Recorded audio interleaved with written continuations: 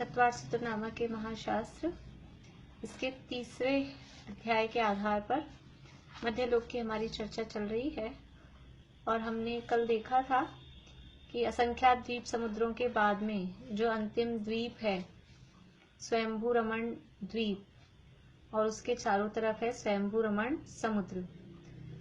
और इस स्वयंभू रमण द्वीप के बीचों बीच में गोलाकार चूड़ी के आकार का पर्वत है, उसका नाम है स्वयंप्रभ पर्वत। और ये स्वयंप्रभ पर्वत के बाहर वाला आधा स्वयंभू रमण द्वीप, पूरा स्वयंभू रमण समुद्र, और जो मध्यलोक में द्वीप और समुद्रों के बाद में बाहर जो 4 कोने बच जाते हैं, उनको कोने ही बोलते हैं और कोई अलग से उनका नाम नहीं है। 4 कोनों की जो भूमियां बच जाती है, वहां पर कर्म भूमि है। कर्म भूमि का मतलब ये है कि उन जीवों की आयु, हाइट, ये जो सारी परिस्थितियां होंगी वो कर्म भूमि के अनुसार होंगी। और कर्म भूमि में जिस तरह से तिर्यंश 5वां गुणस्थान तक प्राप्त कर सकते हैं, तो वैसे वहां के जीव भी 5वें गुणस्थान तक प्राप्त कर सकते हैं। इसलिए वहां वो कर्म भूमि है, ऐसा बताया। क्यों बताया? क्योंकि वहां पर बहुत सारे जीव, बहुत सारे तिर्यंश वो 5वें गुणस्थान वर्ती हैं। स्वयंभू रमण समुद्र में बहुत सारे असंख्यात तिर्यंश वो 5वें गुणस्थान वर्ती हैं। और कल हमने देखे थे उत्कृष्ट अवगाहना वाले जो जीव हैं, 1 इंद्रिय से 5 इंद्रिय तक उत्कृष्ट अवगाहना, उत्कृष्ट मतलब मैक्सिमम जिनके बॉडी शरीर का साइज है, वो वहीं स्वयंभू रमण समुद्र में वहीं पाए जाते हैं।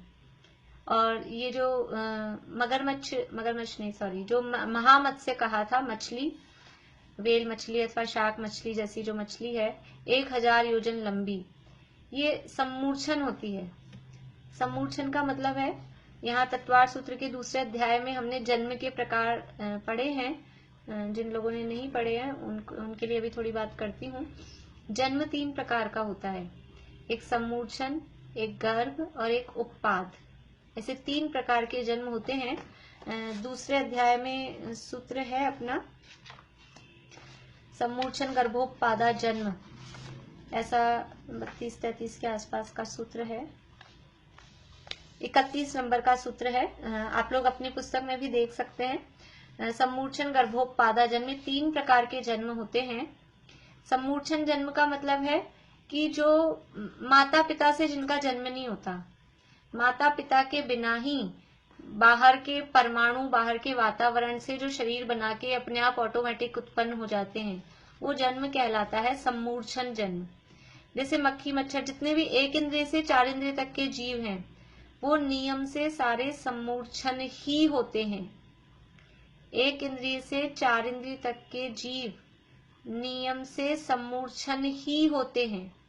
यानी मक्खी मच्छर चींटियां, ये सब अपने आप पैदा हो जाती हैं। हम देखते हैं अचानक से चीनी का डब्बा एकदम टाइट पैक बंद है, बूरे का डब्बा पैक बंद है, फिर चींटियां कहाँ से आ जाती हैं? अंदर ही अंदर इलियां हो जाती हैं अनाज में। ये जीव कहाँ से चल के आते हैं? कहीं कहीं तो अपने को लाइन आती हुई दिखती है, तो अपने को लगता है ये चल के आ गए। हमने घर को अपना एकदम पैक बना रखा है, सारे जाली के दरवाजे हैं बिल्कुल पैक, कहीं से एक मच्छर नहीं घुस सकता।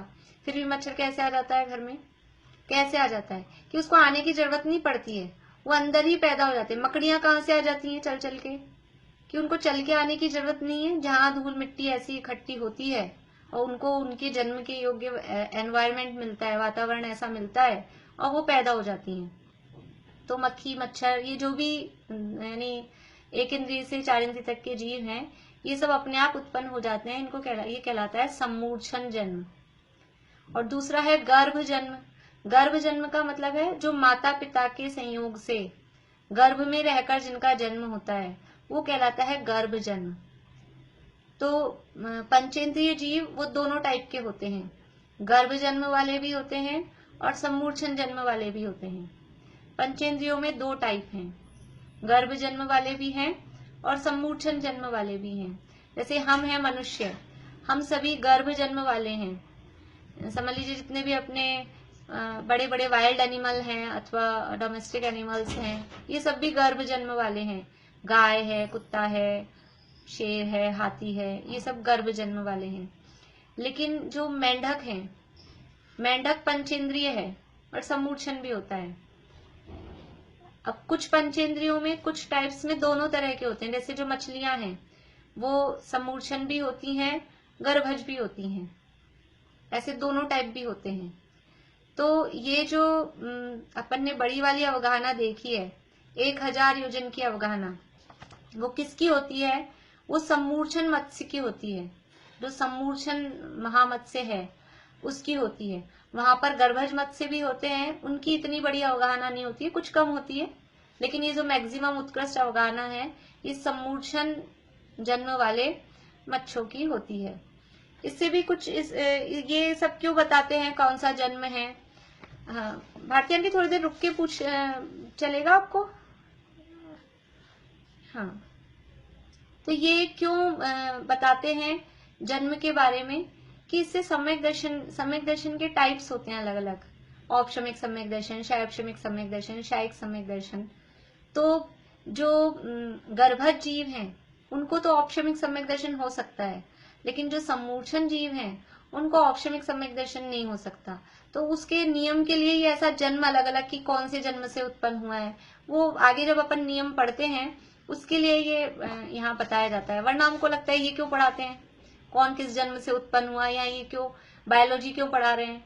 ये बायोलॉजी पढ़ा रहे हैं, लेकिन उस बायोलॉजी से हमारे समझ लीजिए कुछ ना कुछ निमित्त नैमित्तिक संबंध होते हैं, इसलिए यहाँ पर ये चर्चाएं की जाती हैं। तीसरा जन्म का टाइप था उपपाद। उपपाद जन्म कहलाता है देव और नारकियों का जो जन्म होता है। हमने देखा था नारकियों के संदर्भ में, नारकी कहाँ उत्पन्न होते हैं कि उनके बिल होते हैं, और वो उनके बिल कहलाते हैं उपपाद बिल। वो भी वहां यद्यपि वो भी माता पिता के संयोग से नहीं होते हैं, लेकिन फिर भी उनका जिस टाइप से जन्म होता है तो उनका वो जन्म का टाइप कहलाता है उपपाद जन्म। नारकियों के उपपाद बिल होते हैं और देवों के उपपाद शैयाएं होती हैं, बेड जैसा उपपाद की शैयाएं होती हैं, वहां पर वो देव उत्पन्न होते हैं। जैसे 3 प्रकार के जन्म होते हैं, सम्मूर्छन, गर्भ और उपपाद। तो ये जो स्वयंभू रमण समुद्र में महामत्स्य है सबसे बड़ी अवगाहना वाले, और भी ये जो 5 इंद्रियों वाले जो सबसे बड़ी अवगाहना वाले हैं, ये सम्मूर्छन है। क्योंकि 1 से 4 इंद्रिय तक के सारे जीव तो सम्मूर्छन है ही। जो हमने कमल देखा, शंख देखा, और 3 इंद्रिय में क्या देखा था? बिच्छू। 4 इंद्रिय में भंवरा, ये सब तो सम्मूर्छन ही है। ये तो यहाँ वाले भी सम्मूर्छन ही है, सारे ही सम्मूर्छन होते हैं। पर जो मत्स्य हैं वो मत्स्य में गर्भज भी हो सकते हैं, सम्मूर्छन भी हो सकते हैं। तो सबसे बड़ी अवगाहना वाले जो मत्स्य हैं वो सम्मूर्छन मत्स्य होते हैं। इतनी बात यहाँ इसमें और विशेष थी, और बाकी और बहुत ज्यादा वर्णन इसका नहीं मिलता है। कर्मभूमि की परिस्थितियां हैं, आयु कर्मभूमि के अनुसार होगी, और मानुषोत्तर पर्वत से लेकर स्वयंप्रभ पर्वत तक जो जगन्य भोग भूमि है तो वहां आयु जगन्य भोग भूमि के अनुसार होगी। यानी कितनी आयु होगी, मैक्सिमम आयु कितनी होगी? बोलिए मीना चाची, बोलिए। ये 1 पल्योपम। बढ़िया, 1 पल्योपम, क्योंकि जगन्य भोग भूमि की उत्कृष्ट आयु 1 पल्योपम है। हाइट होगी तो कितनी होगी? 1 कोस की हाइट है। आहार लेंगे तो कितने दिन बाद लेंगे? 1 दिन बाद लेंगे। वो सारी परिस्थितियां जो जगन्य भोग भूमि की है वो मानुषोत्तर पर्वत से लेके स्वयंप्रभ पर्वत तक के बीच के जितने भी द्वीप समुद्र हैं वहां पर होगी। अब ये जो आधा स्वयंभू रमण द्वीप है और स्वयंभू रमण समुद्र है, और जो कोनों 4 कोने हैं, वहां पर क्या स्थिति होगी कि वहां पर वो कर्म भूमि वाली स्थितियां, कि वो बार बार में आहार करना, और आयु में मैक्सिमम 1 कोटि पूर्व से अधिक आयु नहीं होगी। इसका अलग से विशेष नहीं मिलता है शास्त्रों में कि कितनी क्या, लेकिन कर्म भूमि में जितनी उत्कृष्ट आयु होती है, तो कर्म भूमि में उत्कृष्ट आयु 1 कोटि पूर्व है, उससे ज्यादा नहीं होती है। तो उतनी मैक्सिमम अपन मान सकते हैं, उससे ज्यादा उनकी आयु नहीं होगी। उस हिसाब से अवगाहना यहाँ पर अलग अलग जीवों की अलग अलग बता दी गई है। इस प्रकार से ये यहाँ पर बात हुई है, और कुछ विशेष वर्णन इसका नहीं मिलता है। अब हम ये जो अपने सूत्र में एक सूत्र अभी छोड़ के उसको लास्ट में लेंगे, बाकी ये सारे सूत्र आज पूरे करना चाहती हूँ। जितने हो जाते हैं देखते हैं, फिर बस आर्याम्लेच्छाश्च वाला लवण समुद्र का वर्णन वो अपन फिर पढ़ लेंगे। 35 सूत्र तक अपने हो गए थे। 36वां अभी छोड़ते हैं अपन। 37 नंबर का सूत्र निकाल लीजिए। 37 नंबर का सूत्र भी अपन ने पढ़ लिए थे इसका।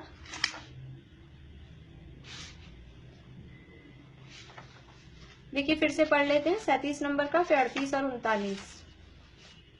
हाँ भारती आंटी, आपको इससे रिलेटेड कुछ पूछना है, पूछिए अभी जो चला। वो गर्भज आप बोले ना, गर्भज मछली, तो मछली का तो अंडज होता है, तो अंडज जनन तो अलग होता है। नहीं, गर्भ जन्म के ही 3 भेद हैं। वो अपन ने अभी आगे पूरा नहीं पढ़ा, मैंने केवल उतना ही सूत्र पढ़ाए थे। गर्भ जन्म भी 3 प्रकार का है, जरायुज, अंडज और पोत।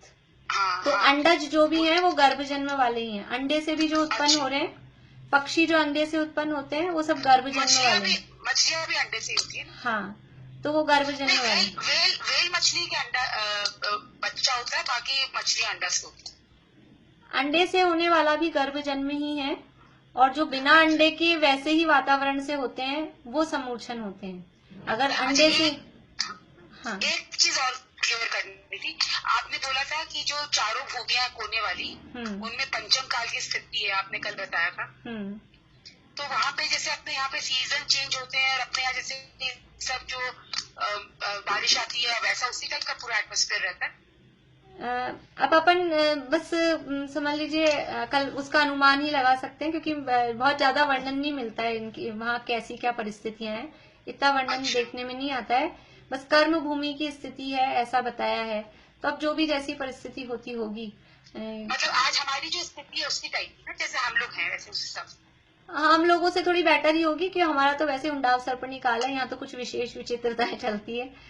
तो इसी टाइप की समझ लीजिए जो भी है। अब मौसम बदलता है नहीं बदलता है इतना कह नहीं सकते हैं, जो भी होता हो जैसे भी। ये वाली जो परिस्थितियां, ये आधा स्वयंभू रमन द्वीप, हाँ, आधा द्वीप और पूरा समुद्र और पूरी चारों भूमियां, हाँ, इनमें रहता है चारों कोने। हाँ ठीक। हाँ शशि जी आप बोलिए। ये महामत्स्य की जो आपने स्थिति बताई, अब जो कहानी में प्रचलित है, वो इस द्वीप ये तो जगन्य भोग भूमि वाला है ना? नहीं, कर्म भूमि, कर्म भूमि वाला है। लवण सॉरी स्वयंभू रमण समुद्र में है ना, स्वयंभू रमण समुद्र में तो कर्म भूमि है वाला है। अच्छा, हाँ। तो वहाँ पे वो कर्म भूमि यही है, एक दूसरे को खा के, बस यही कर्म भूमि है। प्लेट्स कोई भी नहीं मिला वहाँ, तो कैसे चलती होगी तिरियंश है तो?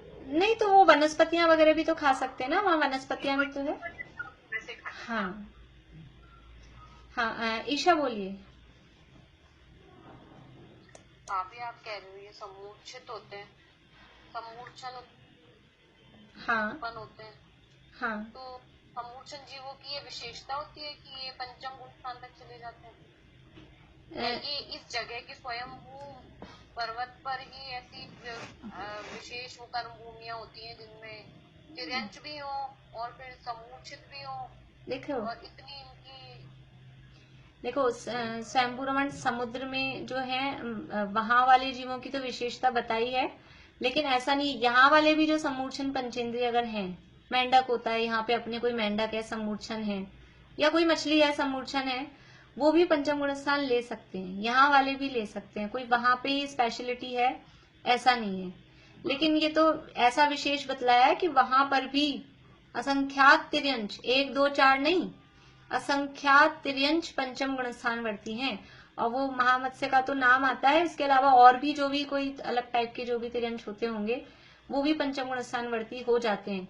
क्योंकि कल आपने ये प्रश्न पूछा था ना, वहां तो कोई इतने कोई साधन सुविधाएं कुछ ऐसे दिखती नहीं है, ना मंदिर है ना कुछ है। यहाँ वाले तिरंजों को तो फिर भी कोई कबूतर बैठा हो मंदिर के, अपने प्रवचन चलता हो और वो बैठा रहता हो और उसके सुनता हो, तो यहाँ वालों को तो फिर भी थोड़ी बहुत पॉसिबिलिटी है, या अपने घरों में कहीं अभी बैठे हो और अपने अपन चला के सुनते हो जोर से और उनके भी कान में पहुंच जाए। पर वहां तो ऐसा कुछ नहीं है। तो देवताओं के माध्यम से, देवों के माध्यम से किसी को उपदेश मिलता हो, अथवा पूर्व जन्म के जाति स्मरण आदि से या संस्कारवश उनको वहां प्रकट हो जाता है, प्राप्त कर लेते हैं। बोले दीपिका जी। आपने कहा कि मच्छर समूर्छन होते हैं, तो अंडे होते हैं उनके, तो लार्वा होते हैं, फिर अपन वो कैसे माने? कैसे, मतलब वो कैसे? वो जो अंडे कहते हैं ना, ये साइंस में उनको अंडे कहते हैं। अब यहाँ नियम है कि 1 इंद्री से 4 इंद्री तक के सभी जीव सम्मूर्छनीय होते हैं। अंडे जो है वो गर्भ जन्म वालों के होते हैं।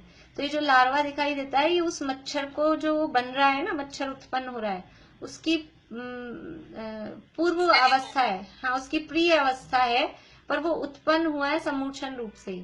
मच्छरों के माता पिता नहीं होते। अंडे तो जो बताते हैं कि अंडे हैं पानी में, इसलिए। हाँ, चींटियों के भी अंडे बताते हैं, चींटियों के भी अंडे होते हैं। तो वो अंडा उसको बोल देते हैं, वो छोटे ऐसा दिखते हैं इसलिए उसके अंडे हैं, लेकिन वास्तव में उनका गर्भ जन्म नहीं है। अंडे जिनके हो रहे हैं, अंडे का मतलब है गर्भ जन्म में। अंडे होते हैं पक्षियों के, वो गर्भ जन्म है। यानी वो अंडा उनके गर्भ में प्रिपेयर नहीं होके वो बाहर आके उसको सेते हैं, फिर वो गर्मी देते हैं, फिर उसमें से बाद में जीव निकलता है। और कुछ जीवों के वो अंडा अंदर ही बन के अंदर ही वहां जीव तैयार, मतलब पूरा परिपक्व होता है, फिर बाहर आता है। तो जो अंडे हैं वो गर्भ जन्म वाला है। और ये चींटियों के, मक्खी मच्छरों के जो भी अंडे कह रहे हैं, वो कहने के हैं, बोल देते हैं, एक्चुअल में वो अंडे नहीं है, वो सब सम्मूर्छन जन्म वाले ही हैं। बोलिए रजनी जी।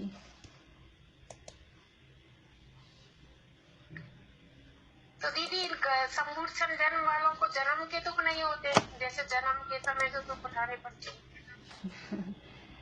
वो यहाँ मनुष्य गति में और गर्भ जन्म वालों में विशेष रूप से कहते हैं। बाकी वो जन्म लेते समय जो भी दुख होता होगा वो उस रूप में वहां होता होगा जैसे भी। बाकी यहाँ तो अपने को गर्भ जन्म वालों के मनुष्य गति के दुख विशेष रूप से कहे जाते हैं। अपन क्योंकि समझने वाले और समझाने वाले सब मनुष्य हैं, इसलिए अब उनको जन्म लेते समय और मरते समय जो भी जैसा यथायोग्य दुख होता होगा वो होता होगा, वो तो वैसे ही दुखी है। जैसे वनस्पति में भी कहते हैं, जैसे निषेचन होता है, उनमें जो बोलते हैं फर्टिलाइजेशन होता है, परागकण होते हैं, वो सब वो साइंस के हिसाब से ऐसे कहते हैं, लेकिन ऐसा नहीं। कोई तुलसी का पेड़ और तुलसा का पेड़, एक नर है और एक मादा है, एक मक्खी है एक मक्खा है ऐसा नर मादा भी, ये सभी नपुंसक हैं। ये सारे सूत्र दूसरे अध्याय में ये सारी बातें आई हैं। 1 इंद्रिय से 4 इंद्रिय तक सभी जीव सम्मूर्छन ही होते हैं, और 1 इंद्रिय से 4 इंद्रिय तक के सभी जीव नपुंसक ही होते हैं। नपुंसक, नर और मादा का भेद नहीं है उनमें। अब अपन अपने कहने के लिए कह दो वो मादा मच्छर और नर मच्छर और उससे मलेरिया होता है, मादा से मलेरिया होता है, वो साइंस वालों, एक्चुअल में क्या है, हमने पहले वो पढ़ा है, बचपन से पहले वो पढ़ लिया है, तो वो जमा हुआ है। अभी पहले ये पढ़ा हुआ होता तो हम उनसे तर्क करते कि मच्छर में तो नर और मादा होता ही नहीं है, लेकिन वो पहले वो पढ़ा हुआ है। अभी तो हम ज्योतिष लोग पढ़ेंगे तो बहुत प्रश्न आएंगे आप लोगों के सूरज घूमता है कि पृथ्वी घूमती है कि चांद घूमता है, कौन घूमता है, कौन बड़ा है कौन छोटा है तो वो चक्कर ही है, वो पहले से हमने वो पढ़ा हुआ है ना, इसलिए हमारे को वो लगता है। लेकिन ये सब नपुंसक होते हैं, इनमें नर मादा का भेद नहीं होता। सारे जितने भी, एक ना पेड़ पौधों में होता है ना मक्खी मच्छरों में होता है, सब नपुंसक ही होते हैं। नार की सारे नपुंसक ही होते हैं, नर मादा का भेद नहीं होता। चलिए ये सूत्र नंबर निकाल लीजिए आप लोग, 37। इसको रीडिंग कर लेते हैं, अपना पढ़ा हुआ है, शायद मुझे ध्यान ऐसा आ रहा है कि पहले भी एक दिन अपन ने पढ़ लिया था, फिर भी एक बार पढ़ लेते हैं। उसके बाद में 38 और 39 ये सूत्र करके फिर ये आज पूरे हो जाएंगे, तो फिर अपन कल से लवण समुद्र की चर्चा चालू कर लेंगे। देखिए, कर्म भूमि और भोग भूमि, पेज नंबर 173 है, हेडिंग है कर्म भूमि और भोग भूमि। अब अढ़ाई द्वीप में कर्म भूमियां और भोग भूमियां कहाँ कहाँ हैं, यह स्पष्ट करते हैं। भरत एरावत विदेहा कर्म भूमियोन्यत्र देव कुरुत्तर कुरुभ्यः। भरत, एरावत और विदेह ये है कर्म भूमि। अन्यत्र, अन्यत्र यानी छोड़कर, किसको छोड़कर, देवकुरु और उत्तर कुरु। विदेह क्षेत्र में देवकुरु और उत्तर कुरु यानी टोटल एरिया इतना बड़ा पूरा मिला के कॉमन रूप से विदेह क्षेत्र कहा जाता है। तो उस पूरे एरिया में से देवकुरु और उत्तर कुरु को छोड़कर जो विदेह क्षेत्र बचा वो विदेह क्षेत्र, भरत क्षेत्र और ऐरावत क्षेत्र, ये तीन तो हैं कर्म भूमियां। भरत, ऐरावत, विदेहा कर्म भूमियों, ये कर्म भूमियां हैं। देवकुरु, उत्तर कुरुभ्य, विदेह क्षेत्र में से देवकुरु और उत्तर कुरु को छोड़कर बाकी ये तीनों कर्म भूमि है। 5 मेरु संबंधी, 5 भरत, 5 ऐरावत, देवकुरु तथा उत्तर कुरु, इन दोनों को छोड़कर 5 विदेह, इस प्रकार 2.5 द्वीप में कुल 15 कर्म भूमियां हैं। 2.5 द्वीप में कुल मिलाकर 15 कर्म भूमियां हैं। जम्बू द्वीप में 3, यानी 1 मेरु संबंधी 3 हो गई, 1 भरत, 1 ऐरावत, 1 विदेह, विदेह को पूरे को 1 गिनेंगे। तो जम्बू द्वीप में हो गई 3, तो यानी 1 मेरु संबंधी हो गई 3, तो 5 मेरु संबंधी कितनी हो जाएगी, 5 को गुणा कर देंगे 3 से तो 15। और द्वीप के हिसाब से निकालें तो जम्बू द्वीप में 3 है, तो धातकी खंड में कितनी होंगी कर्म भूमियां, जम्बू द्वीप से दुगनी यानी 6। और पुष्करार्ध में कितनी कर्म भूमियां होंगी, पुष्करार्ध में भी 6। तो 6 और 6 12 और 3 15, ऐसे निकालें तो भी 15 आएंगी, और मेरु के हिसाब से 5 मेरु करके निकालें तो भी 15 आएंगी। जहां शुभाशुभ कर्मों यानी कार्य को करने की और 8 कर्मों का नाश करने की प्रधानता हो, उसे कर्म भूमि कहते हैं। जहां पर ये 8 कर्मों का नाश हो सकता है, या फिर ये शुभ अशुभ काम भी जहां हो सकते हैं, पूजा पाठ व्रत उपवास, ये काम शुभ काम, और अशुभ काम यानी व्यापार धंधा खाना बनाना आदि जो भी ये सारे काम है, ये अशुभ काम है, आरंभ परिग्रह के जो भी काम है। तो जहाँ शुभ अशुभ काम होते हों और जहाँ से ही 8 कर्मों का नाश भी हो सकता है, ऐसे स्थान को कहते हैं कर्म भूमि। कर्म भूमि के जीव पाप का उत्कृष्ट पुरुषार्थ करें तो 7वें नरक तक जा सकते हैं। कर्म भूमि के जीव कहाँ तक जा सकते हैं, जहाँ से जाएं तो 7वें नरक, यानी 7वें नरक कौन जा सकता है, कर्म भूमि का जीव ही जा सकता है। यानी पाप करे, ऊपर कहा था शुभ अशुभ कार्यों को, तो अशुभ कार्य करे, पाप करे, तो कितना ज्यादा पाप वो कर सकता है कि वो 7वें नरक भी जा सकता है। भोग भूमि के जीव कौन से नरक तक जा सकते हैं, भोग भूमि के जीव कौन से नरक तक जा सकते हैं, मोनिका भाभी? भाभी याद नहीं आ रहा। रश्मि जी बोलिए, भोग भूमि के जीव कौन से नरक तक जा सकते हैं?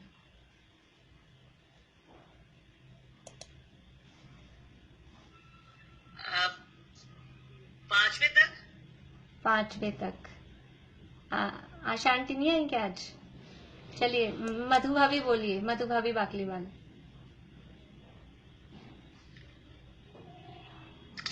भोग भूमि के जीव नरक में नहीं जाते। नरक में नहीं जाते? अरे प्रेमलता जी बोलिए, प्रेमलता जी पांड्या। अनम्यूट करिए, अनम्यूट करिए आपकी। हाँ नरक में नहीं जाते भोग भूमि, बढ़िया बढ़िया मृत्यु में जाते हैं। बढ़िया। हाँ। मधु भाभी का भी सही था, पर मैंने वैसे ही रोक के रखा था कि एक और पूछना। बढ़िया बढ़िया बढ़िया। भोग भूमि के जीव नरक में जाते ही नहीं है ना? तो नरक में कौन जाते हैं, कि नरक में कर्म भूमि के जीव ही जाते हैं। तो कौन से नरक तक जा सकते हैं, कि फिर 7वें नरक तक ही जा सकते हैं। तो ये कह रहे हैं कि कर्म भूमि के जीव, और उसमें भी कर्म भूमि मुख्य रूप से कहा जाता है चौथा काल। तो 7वें नरक में कौन से जीव जा सकते हैं, चौथे, 5वें, 6ठे, इन कालों में से तीनों कर्म भूमि के काल हैं। हमने देखा ना, 3 काल भोग भूमि के, 3 काल कर्म भूमि के। तो चौथे काल वाले 7वें नरक जा सकते हैं, 5वें काल वाले जा सकते हैं, या 6ठे काल वाले जा सकते हैं? तो चौथे काल वाले ही 7वें नरक जा सकते हैं। अभी पंचम काल में नहीं जा सकते 7वें नरक। तो यहाँ कर्म भूमि के जीव पाप का उत्कृष्ट पुरुषार्थ करें तो 7वें नरक तक जा सकते हैं। पुण्य का उत्कृष्ट पुरुषार्थ करें तो सर्वार्थ सिद्धि में जा सकते हैं। सर्वार्थ सिद्धि में भी कौन जा सकता है, चौथे काल के जीव ही जा सकते हैं कर्म भूमि में, और कर्म भूमि में भी चौथे काल के ही। पंचम काल के जीव सर्वार्थ सिद्धि, सर्वार्थ सिद्धि का मतलब है टॉपेस्ट स्वर्ग, स्वर्ग में सबसे ऊंचा स्वर्ग, और 7वां नरक था सबसे निचला वाला नरक। तो पुण्य का उत्कृष्ट पुरुषार्थ करें तो सर्वार्थ सिद्धि में जा सकते हैं, और कर्म के नाश का पुरुषार्थ करें तो मोक्ष भी जा सकते हैं। ये कर्म भूमि के जीव, यानी ऐसे बोलते हैं कम्मे सूरा और धम्मे सूरा, तो वो पाप करें तो उत्कृष्ट पाप भी कर्म भूमि के जीव कर सकते हैं, उत्कृष्ट पुण्य भी कर सकते हैं, और उत्कृष्ट धर्म। देखिए, पुण्य और पाप और धर्म ये तीन अलग अलग हैं कि इनमें से दो ही हैं? पुण्य, पाप तो सब समझते हैं, पाप तो अलग है। फिर ये पुण्य और धर्म ये एक है कि अलग है? ये अलग अलग हैं। पुण्य का फल स्वर्ग है और धर्म का फल मोक्ष है। पुण्य और धर्म एक नहीं है। हम पुण्य को धर्म समझते हैं। बाहर में पूजा कर ली, इस थाली का माल उस थाली में चढ़ा दिया, किताब खोल के पढ़ लिया, स्वाध्याय हो गया, या एक दिन भोजन नहीं किया, कुछ ये छोड़ दिया, जीवन भर के लिए कुछ ये खाना पीना कुछ छोड़ दिया, तो हम समझते हैं कि हम बहुत धर्म करते हैं। ये धर्म नहीं है, ये सब क्या है? ये पुण्य हो रहा है। धर्म किसे कहते हैं? धर्म कहते हैं आत्मा के स्वभाव में लीन होना, आत्मा को जानना पहचानना, उसका नाम धर्म है। और उस धर्म का फल मोक्ष है। ये जो हम कर रहे हैं, इसको व्यवहार से धर्म कहते हैं। व्यवहार से धर्म कहते हैं। तो व्यवहार धर्म है, इस व्यवहार धर्म का फल तो स्वर्ग है। व्यवहार धर्म यानी पुण्य, पुण्य का फल स्वर्ग है। और जो असली धर्म है, उस असली धर्म का फल मोक्ष होता है। तो जो असली धर्म करते हैं, कर्म के नाश का पुरुषार्थ करते हैं, तो मोक्ष भी जा सकते हैं। चारों गतियों के और पंचम गति यानी मोक्ष का रास्ता इन कर्म भूमियों से खुलता है। यानी ये जो कर्म भूमि है, कर्म भूमि के जीव चारों गतियों में जा सकते हैं। भोग भूमि के जीवों का हमने नियम देख लिया, और कोई उनको रास्ता ही नहीं है। भोग भूमि के जीव मिथ्या दृष्टि हैं, तो कहाँ जाएंगे? भोग भूमि के मिथ्या दृष्टि जीव कहाँ जाएंगे? श्रुति का बोलिए। नहीं आता? किस किस को नहीं आता उसी से पूछ लूं मैं। ईशा बोलिए। भोग भूमि के मिथ्या दृष्टि जीव कहाँ जाएंगे? देवगति में ही जाते हैं भाभी, भोग भूमि से तो। देवगति में तो जाते हैं, देवगति में कहाँ जाएंगे? परिधि जी बोलिए। परिधि जी। अभी नरक में ही जाएंगे। भोग भूमि के जीव वो भूमि के तो स्वर्ग में जाएंगे। स्वर्ग। हाँ, तो कौन से स्वर्ग में जाएंगे? मिथ्या दृष्टि कहाँ जाएंगे? ठीक है, बढ़िया। काफी लोगों के हाथ उठ रहे हैं, ऐसे बहुत लोगों को आता है। रेणु जी लुहाड़िया बोलिए। भोग भूमि के मिथ्या, अनम्यूट कर लीजिए, अनम्यूट कर लीजिए। पहले और दूसरे स्वर्ग में मिथ्या दृष्टि तो व्यंतर और ज्योतिष बनते हैं। हाँ, भवनात्रिक। बढ़िया। जो भोग भूमि के मिथ्या दृष्टि जीव हैं, मिथ्या दृष्टि जीव जाते हैं भवनात्रिक यानी भवनवासी, व्यंतर और ज्योतिष में। और भोग भूमि के जितने भी सम्यक दृष्टि जीव हैं, वो पहले और दूसरे स्वर्ग में। तो भोग भूमि से तो चारों गतियों का रास्ता है नहीं, एक ही गति में जा सकते हैं, देवगति में। या तो भवनात्रिक में जाओ तो भी देवगति है, और पहले दूसरे स्वर्ग में जाओ तो भी देवगति है। और नरक और स्वर्ग वालों के लिए क्या है? नरक हम पढ़ के आए हैं। नरक गति के जीव कौन कौन सी गतियों में जा सकते हैं? नरक से जो नारकी निकलते हैं, नरक से मरकर, वो कौन कौन सी गतियों में जा सकते हैं? चित्रा आंटी बोलिए। मनुष्य गति में भी आ सकते हैं, तिर्यंश में भी आ सकते हैं। और देव में? देव में तो नहीं जा सकते। और वापस से नारकी नहीं बनते, इतना लड़ाई झगड़ा करते हैं ना। एक बार जन्म लेके फिर बनेंगे, कहीं भी एक बार लेके दोबारा। हाँ, दोबारा नहीं, अभी तो डायरेक्ट बस एक ही बार की बात पूछ रहे हैं। अब निकलेंगे तो कहाँ जाएंगे?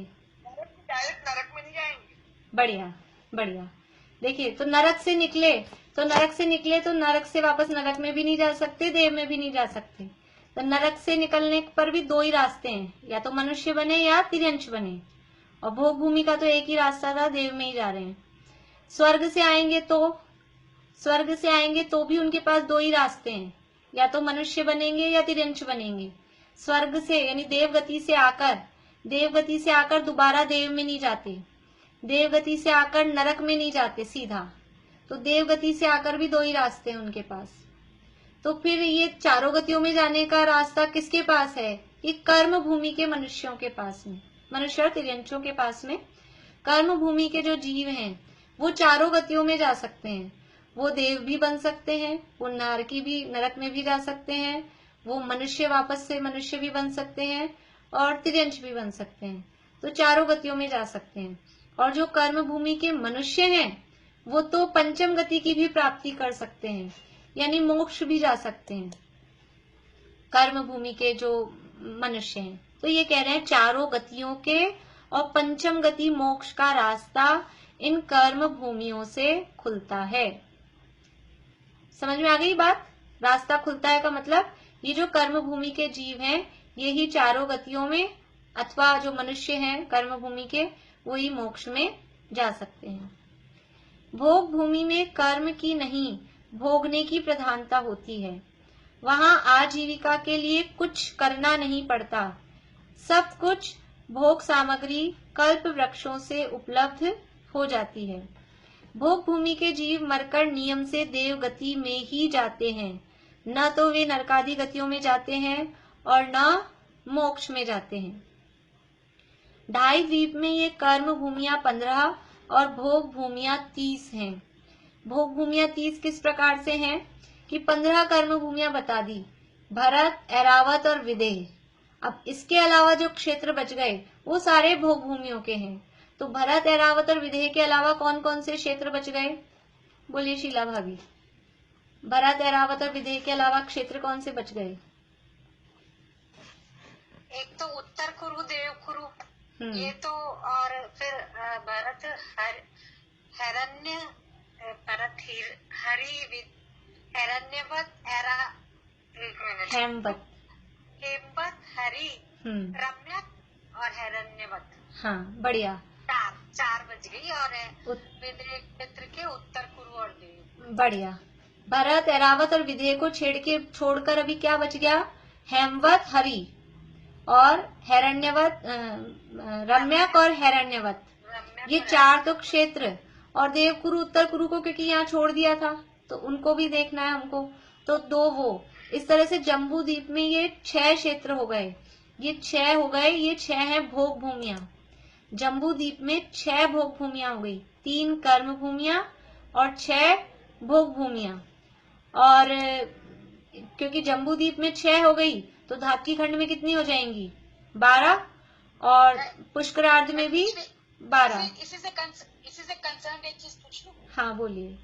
तो हमारी जो कर्म भूमियां है भरत और ऐरावत, वो जब भोग भूमि में कन्वर्ट होती है वो भोग भूमि में नहीं गिनेंगी क्या? नहीं, अभी शाश्वत, अभी उसको भोग भूमि में नहीं गिनेंगे। यहाँ शाश्वत कर्म भूमि और शाश्वत भोग भूमि की बात चल रही है।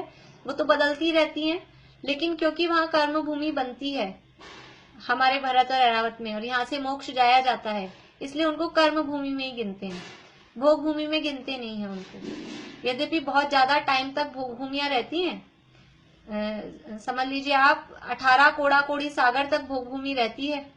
4, 3 और 2 कोड़ा कोड़ी, तो इधर 4 और 3 7 और 2 9 कोड़ा कोड़ी सागर अवसर्पणी के, 9 कोड़ा कोड़ी सागर उत्सर्पणी के, 18 कोड़ा कोड़ी सागर तक भोग भूमियां रहती हैं। केवल 1 कोड़ा कोड़ी सागर का टाइम है,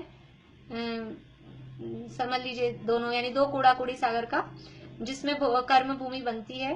परंतु फिर भी वहां से कर्म भूमि है, वहां से जीव मोक्ष जाते हैं, इसलिए उनको कर्म भूमि के अंतर्गत ही गिनते हैं। तो जम्बू द्वीप में हो गई कितनी? जम्बू द्वीप में अपने पास हो गई 6।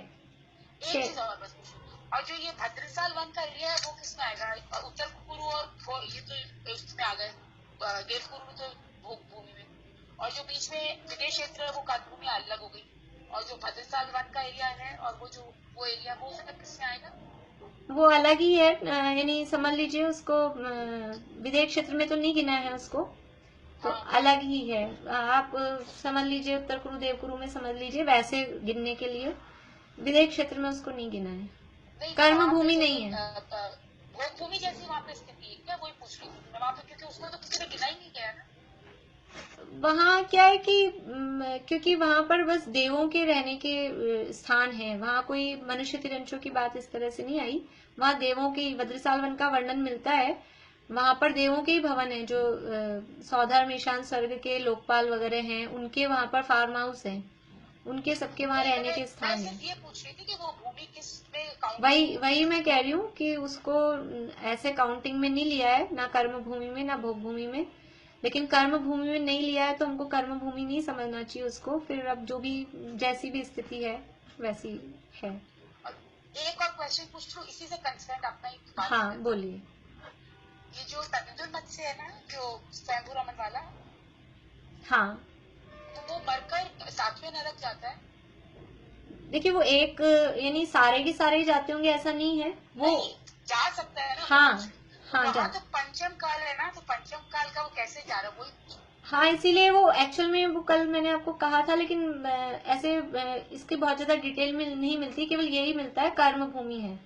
तो चौथा काल भी अभी अपन ने डिस्कस किया ना कि पंचम काल से 7वें नरक में नहीं जाता। हाँ हाँ, वही मैं कह रही हूँ कि वहाँ चौथे पांचवे काल कर्म भूमि कहा था ना, इसलिए चौथे पांचवे काल जैसी स्थिति है, तो चौथे काल जैसे भी अपन समझ सकते हैं। वहाँ शास्त्रों में एक्चुअल में काल नहीं दिया है, शास्त्रों में कर्म भूमि की स्थिति कही है। तो कर्म भूमि की स्थिति में अपन उसको 7वें नरक जाता है तो चौथे काल की स्थिति जैसा भी उसको मान सकते हैं, चौथे काल जैसा है। देखिए, तो ये 2.5 द्वीप में कर्म भूमियां 15 और भोग भूमियां 30। जम्बू द्वीप में हो गई 6 भोग भूमियां। हेमवत क्षेत्र, हरि क्षेत्र, रम्यक क्षेत्र, हिरण्यवत क्षेत्र, उत्तर कुरु और देवकुरु, ये 6 भोग भूमियां जम्बू द्वीप में हो गई। और इनकी दुगनी धातकी खंड में है, 6 दूनी 12, और 12 ही कर्म भूमियां भोग भूमियां हो गई अपने पुष्करार्ध में। तो 12 और 12 24 और 6 जम्बू द्वीप की, ऐसी 30 भोग भूमियां पूरे 2.5 द्वीप में है। और मेरू के हिसाब से हम गिने तो 1 मेरू संबंधी 6 हो गई, तो 5 मेरू संबंधी 6 पंजे 30, वैसे 30 भोग भूमियां। तो 2.5 द्वीप में 15 कर्म भूमियां और 30 भोग भूमियां हैं, शाश्वत भोग भूमियां हैं। शाश्वत भोग भूमि के हिसाब से इनको गिनते हैं। 5 भरत, 5 ऐरावत, देवकुरु और उत्तर कुरु को छोड़कर 5 विदेह, ये 15 कर्म भूमियां हैं। इनका खुलासा इस प्रकार है।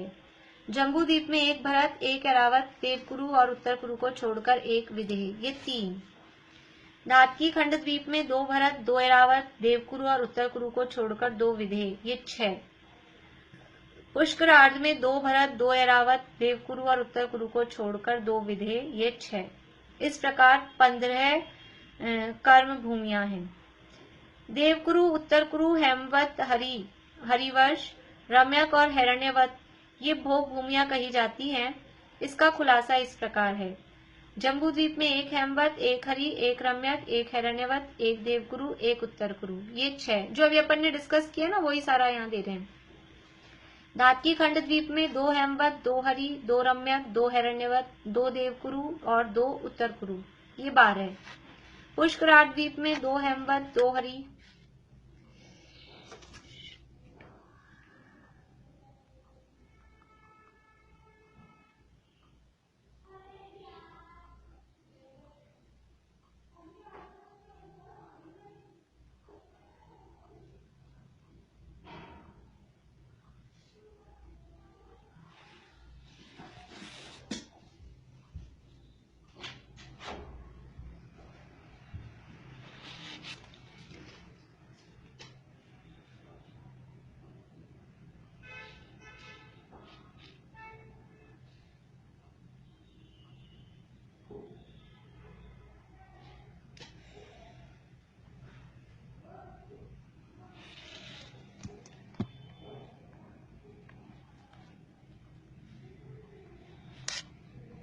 हाँ, आवाज आ रही है आप लोगों को मेरी?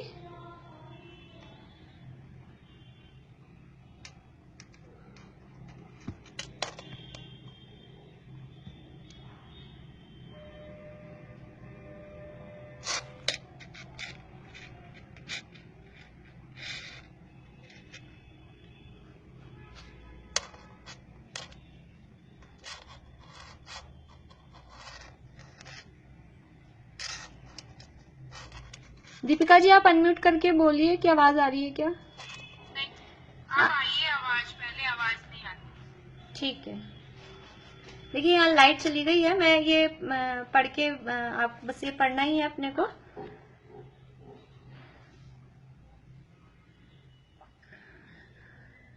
ये हो गया अपना, ये भोग भूमिया जम्बूद्वीप में 6 हो गई, धातकी खंड में 2 हेमवत 2 हरि, ऐसे करके 12, पुष्करार्थ में 2 हेमवत 2 हरि 2 रम्यक 2 हिरण्यवत 2 देवकुरु 2 उत्तर कुरु, इस तरह 12 है। इस प्रकार ये 30 भोग भूमिया हैं। ये किस प्रकार से है, 15 कर्म भूमिया किस प्रकार है और 30 भोग भूमिया किस प्रकार है, ऐसा आपको आना चाहिए, कल मैं पूछूंगी। इस प्रकार 2.5 द्वीप में 15 कर्म भूमिया और 30 भोग भूमिया, कुल 45 भूमिया हैं। 45 हो गई, 15 और 30 को मिलाएंगे तो 45 हो जाएंगी। अब मनुष्य और तिर्यंचों की स्थिति, स्थिति का मतलब है उनकी आयु, वो कब तक रहते हैं, कब तक रहते हैं मतलब मनुष्य शरीर धारण करके अथवा तिर्यंच शरीर धारण करके कब तक रहते हैं, वो उनकी स्थिति। अब अध्याय के अंत में लास्ट के 2 सूत्र हैं। अध्याय के अंत में मनुष्य और तिर्यंचों की आयु कर्म की स्थिति का स्वरूप स्पष्ट करते हैं। मैं बोलती हूँ, अभी आप लोगों के प्रश्नोत्तर के पूछना मुझे।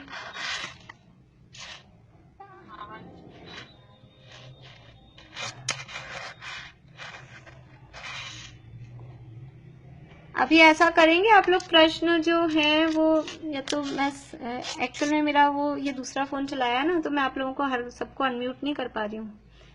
कल पूछेंगे, आप लोग लिख के रख लीजिए प्रश्न, अगर भूलने का डाउट लगता हो तो कल पूछ लीजिएगा। अभी मैं ये आपको बता देती हूँ जो भी मुझे बताना है।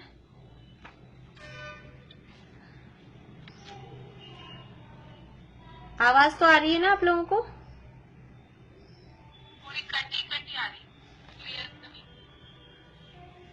चलिए 5-10 मिनट हैं, थोड़ा मैं बताती हूँ, आप लोग कोशिश करिएगा, अगर लाइट आ जाएगी तो फिर देखते हैं।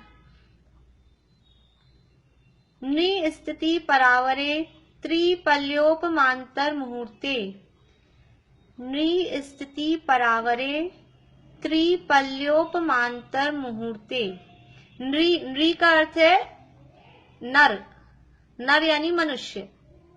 नृ स्थिति, स्थिति मतलब उनकी आयु, स्थिति का अर्थ है आयु, रहने की काल की मर्यादा।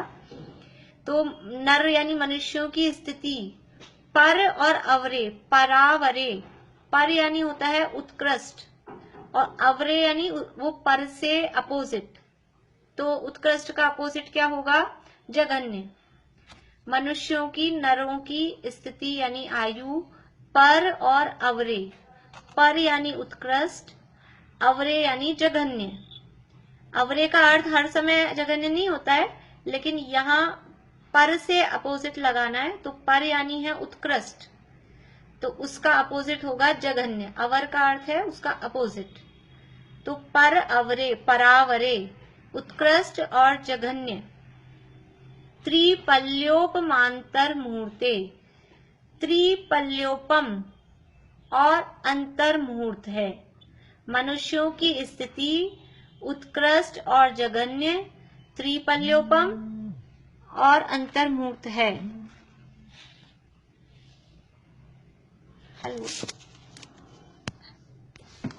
यही पूरा कर देते हैं, अभी आवाज नहीं आ पा रही है ना। आपका गुणगान जो जन करे नित अनुराग से, सब भय भयंकर स्वयं भय करी भाग जावे भाग से। तुम हो स्वयं भूनाथ निर्भय, जगत को निर्भय किया। हो स्वयं शीतल मलय गिरि से, जगत को शीतल किया।